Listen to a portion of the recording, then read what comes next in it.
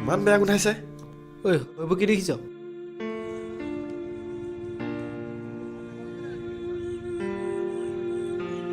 সেইবিলাকৰ কাৰণে আজিকালি মানুহবিলাক খুব কম সময়তে বেমাৰ আজাৰত পৰিছে ঐ এইবোৰ আমি এবাৰ চাফা কৰিব পৰা হ'লে সেইবোৰ কথা ভাবি থাকিলে কলেজলৈ দেৰি হৈ যাব ব'ল ব'ল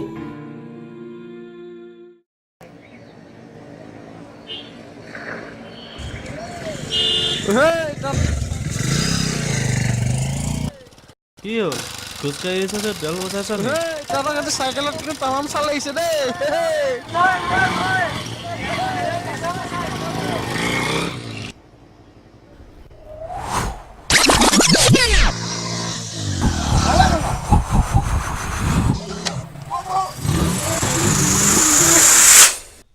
ঐ আমাৰ এক্সিডেণ্টটোৰ কথা মনত পৰিছেনে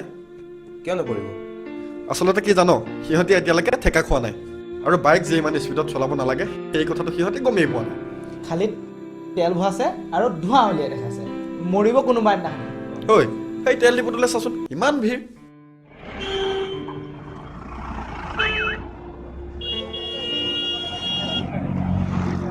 মানুহে যদি অভাৱত এনেদৰে তেল ভৰাবলগীয়া হয় তেনেহ'লে আমাৰ ভৱিষ্যত প্ৰজন্মই কি ব্যৱহাৰ কৰিব আমি যদি ওচৰ পাজৰ জেগালৈ বাইক নলৈ চাইকেল লৈ যাওঁ তেনেহ'লে কিমান ইন্ধন বাচিব কিতাপত ইন্ধন সংৰক্ষণৰ বিষয়ে পঢ়িলে নহ'ব তাক ৰিয়েল লাইফত এপ্লাইও কৰিব লাগিব অঁ তই ঠিকেই কৈছ আমি আমাৰ ভৱিষ্যতৰ কাৰণে ইন্ধন সাঁচিবই লাগিব তেনেহ'লে আমাৰ ইন্ধনৰ ৰাহে হ'ল আৰু স্বাস্থ্যও ভালে থাকিল নে কি কওঁ তেনেহ'লে আজিৰ পৰা আমি চাইকেল লৈ আহিম নে কি কওঁ অঁ